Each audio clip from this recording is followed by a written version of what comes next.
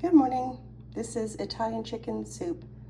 You don't have to make it Italian. You can change those spices out and put Oriental spices in it, which I can tell you about later. You know, basically that's mixing oyster and fish sauce and soy sauce in different combinations. Or you can make it Mexican by adding cumin and chili powder. I guess you could make it dumplings by slicing up the Mexican tortillas, those fresh things from Walmart, into little strips or squares and dropping them in, and then it's chicken and dumplings. But let's get started. This is what you need. You can replace those onions with a bag of diced onions. You can replace the potatoes with some squared hash brown frozen things.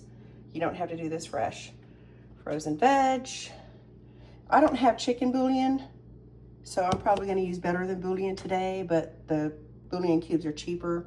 You need fresh pepper. Actually, this isn't fresh. I get this from the Indian store in bulk. I'm going to use 1.5 pounds of chicken. I'm going to have extra, and I'm going to make Dad something later. You need garlic. You can get this from Costco or the Indian store, the paste or the diced, minced. It's inexpensive, then you don't have to deal with doing fresh garlic all the time. You just keep it in the fridge. Obviously salt. We're going to use Italian flavoring today, and a little bit of oil. Some other choices you have for this are at the end. You can turn this into kind of a lemon orzo soup. I don't have orzo. It's just a small pasta, but this takes about 15 minutes to cook. So towards the end of cooking, I can put in some pasta, and at the end I can put in some lime or lemon, and then you've got a lovely lemony Italian soup. It's delicious. I actually really like that flavor better than the basic. You can also add rice. I will tell you, the basic soup is 0 points. Once you add the pasta or the rice, now you've got points. So it does add a lot to the soup, and it doesn't add that many points. Just be conscious of the change. I'm gonna start this the same way we do most dishes. A little bit of oil. I don't measure it, I just pour it out of that thing. Try not to put too much in there. I'm gonna pause you again because I can't hold the phone and do the onions. Hold on. So there's the onions. I put the stove top on high just to heat up the pan, and then I'll turn it down a little bit. But the onions are gonna be in there a while, you know, probably 7 or 8 minutes. It supposedly adds sweetness. I think once you get a stew going, probably you don't taste it as much. So if you don't have the patience, it's not gonna hurt anything. Okay, so it's been about 7 minutes, and this is what the onions look like. They're really not fully caramelized. You can do it for a lot longer and it'd be fine. You just don't want to burn them. But I don't like to wait, so this is fine. The next thing I'm going to do is put in the chicken. This is the boneless, skinless chicken thighs, 0 points on Weight Watchers, and I've just cut it up into pieces. I'm going to put it in.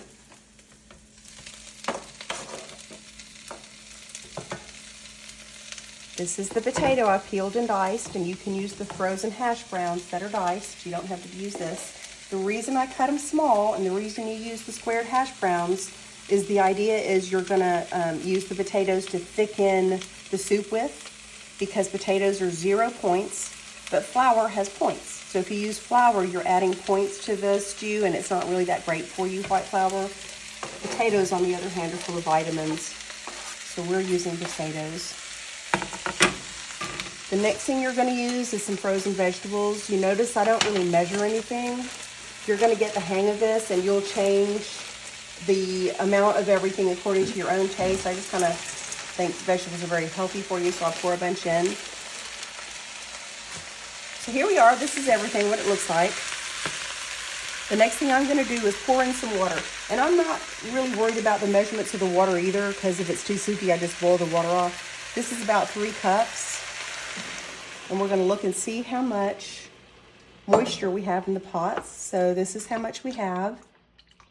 Probably I could have a little more. You just have to imagine it being soup, right? So I'm going to add, and I'm adding hot water.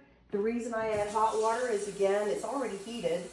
Why would I want to wait for the stovetop to heat what's already heated? So I'm going to put that back on high. The next thing you're going to do is add the broth cubes or the Better Than Bouillon. Obviously, I don't have chicken, so I can't use that. If you used liquid broth, which you can, it comes in cartons, then you wouldn't add water. You would just add the liquid broth, obviously. I don't measure this. It's a teaspoon per cup, and I know I put about 4 cups in here. There's 3 teaspoons and a tablespoon, so that's what I do. I'm not very worried about it. And I just kind of mix it up. Because I can add more later too if I want to. This is very, very forgiving. You don't have to worry too much about how much things you put in here, except for salt. You will ruin your food very quickly. So if you wanted to salt your food closer to the end after you can have a little taste, that's a good idea. I will say, if you watch videos or listen to these chefs, they hint that a really good chef never has to taste his food. Well, I'm telling you, that's bollocks. If you want good food, you don't taste it while there's raw meat or ingredients in it that might make you sick. But close to the end of cooking, you taste your food and you make adjustments. So if you taste something and it's not spicy enough, you add a little pepper. If it's not salty enough, you add a little salt. If the flavor is kind of weak, you can add some more broth. If it's too salty, you can put a whole potato in there, maybe cut in half and peeled, and it'll cut some of that salt. You can take it out, throw it away later. I don't know if that's an old wives' tale. I use it, I do it. Sometimes I leave the potato in there and mash it up, but you can add more broth in there, to thin out the soup and get rid of the salty taste that way too. So now we're gonna bring this to a boil and let it cook. I'm gonna add in a few more things. This is the Italian spices. I don't really measure. It's probably a teaspoon. Pepper. Me and Daddy like it spicy, so I don't really measure. I just put it in there. If you're not into that, you can leave it out totally, or you can wait until the end until you can taste the food and then decide how spicy you want it. Sometimes I put the garlic in with the onions and fry it a little because it's so, and that's chili powder in there, because it's so mushy. Sometimes it can burn if I don't have a nonstick pan, and it doesn't really matter. So I put a lot of garlic in there. The salt I'm going to leave until the end. Because I've used bouillon and it has some salt in it, I don't want to over salt it. You can see it's come to a nice boil, and I'm going to turn it down a little bit, and I'm going to stir it up. And because it's chicken, I'm guessing this is going to take about 45 minutes. If the liquid reduces too much, I'll just add a little bit. 20, 30 minutes before it's done, I would add rice if I wanted it. 20 minutes before it's done, I might add the pasta. You don't have to be too precise. Look at the package of whatever you're using. Like that pasta, I think, takes 15 minutes. If you used a different pasta, maybe orzo, maybe it would take 5 minutes. So kind of have an idea of how long it will take to cook before you decide when you want to put it in. If you cook the soup 5 or 10 minutes more after it's, the chicken's done, it's not going to hurt anything. If you cook the rice or the pasta a little longer, it'll just be softer. You're not going to ruin anything. So have the confidence to play around. You'll get the hang of it.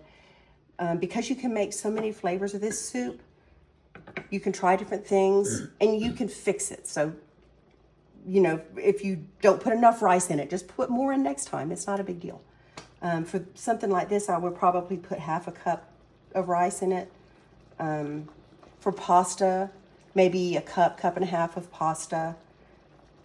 But if you're watching points, maybe you would reduce that. It doesn't really matter. Anyway, we'll put you on pause for now and come back when this is closer to done. Okay, here you go. It's almost done. I'm squeezing some juice in there because it makes a huge difference. I did not put pasta or rice in mine because I'm trying to lose weight. Daddy's just going to put some cooked rice in his because he's the opposite. And that really is it. All you're really looking for is that the chicken is cooked. See those little potatoes? If you want thicker soup, you just kind of mash them on the side of the pot and it'll thicken your soup. That's it. Yum, yum.